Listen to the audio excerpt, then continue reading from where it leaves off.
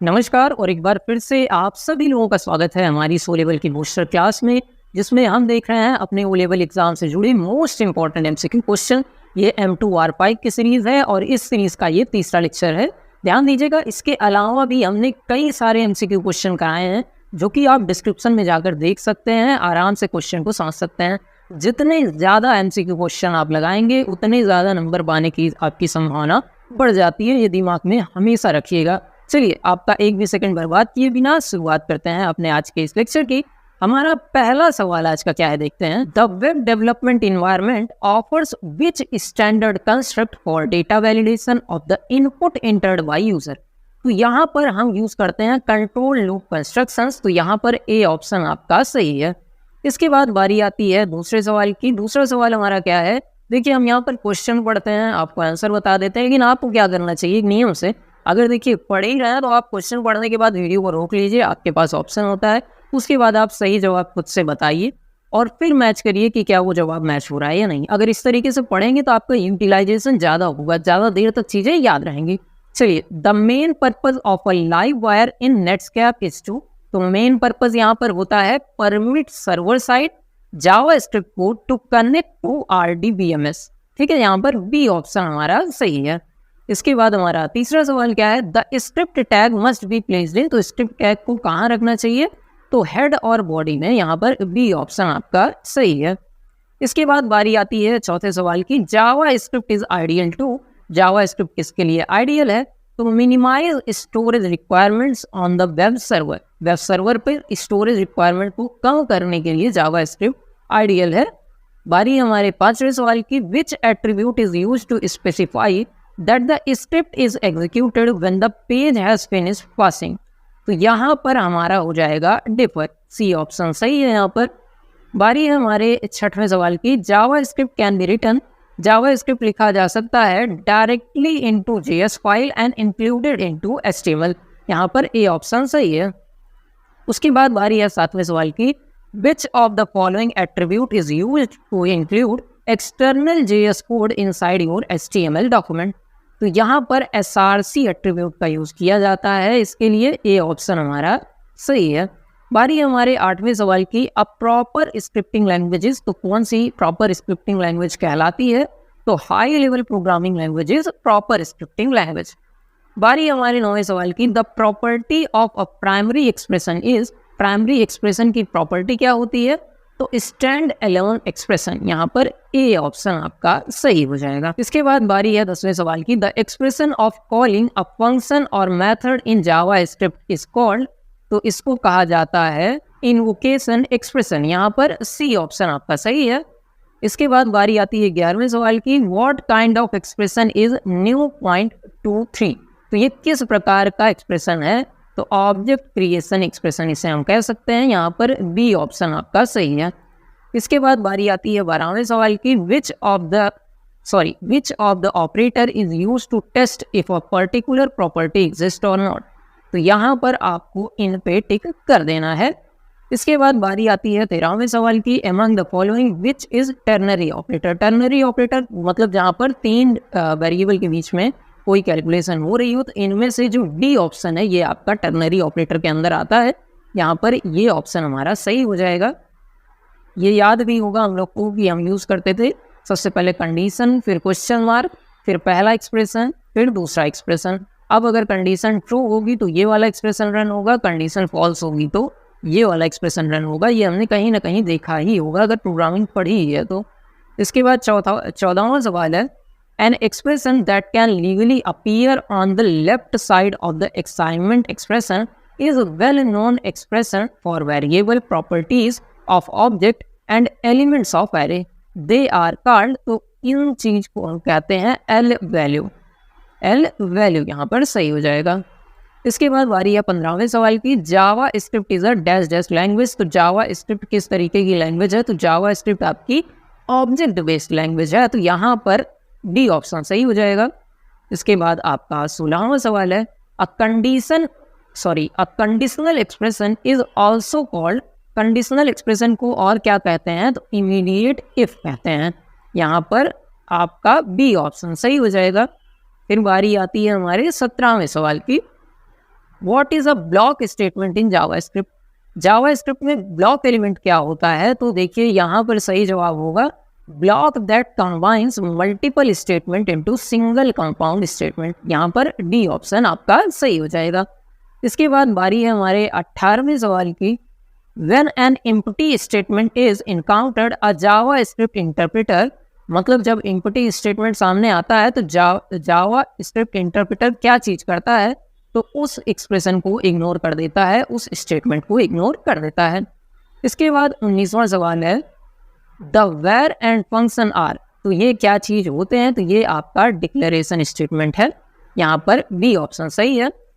इसके बाद बारी है 20वें सवाल की। The enumeration order becomes implementation dependent and non importable if, मतलब कब होता है ऐसा? तो if the object inherits enumerable properties, तो यहाँ पर आपका ए ऑप्शन सही हो जाएगा। इसके बाद 21वां सवाल है what are the 3 important manipulations done in a for loop on a loop variable?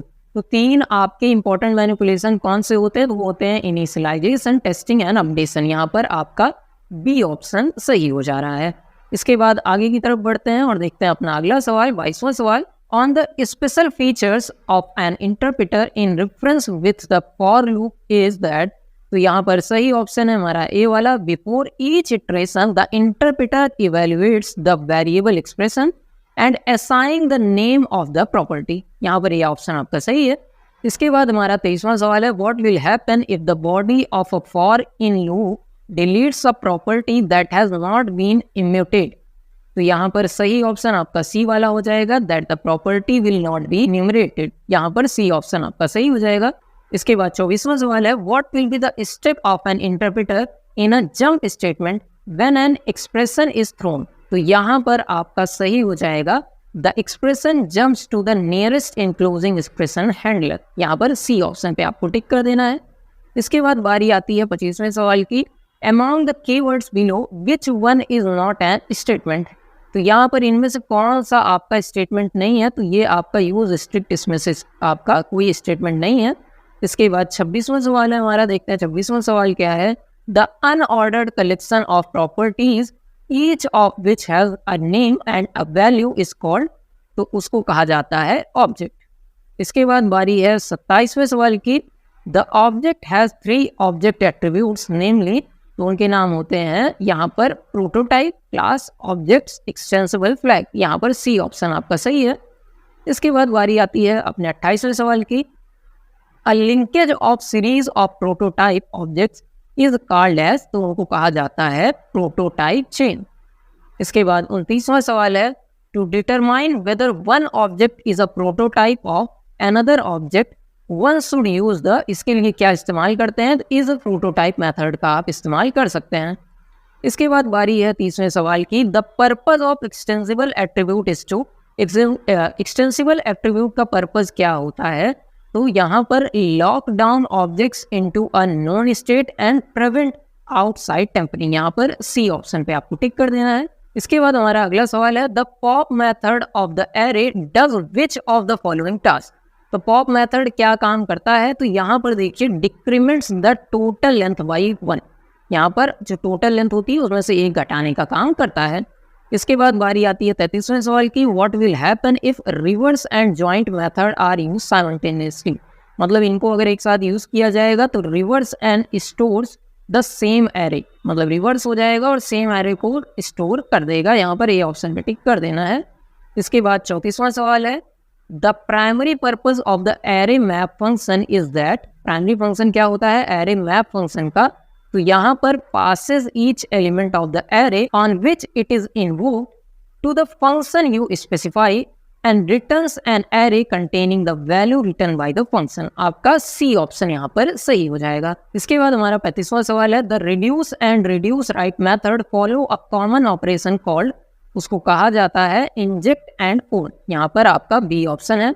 इसके बाद 36वां सवाल है द मेथड और operator use to identify the array is, तो इसके लिए जो मेथड यूज किया जाता है वो टाइप ऑफ यूज किया जाता है। यहाँ पर डी ऑप्शन आपका सही है।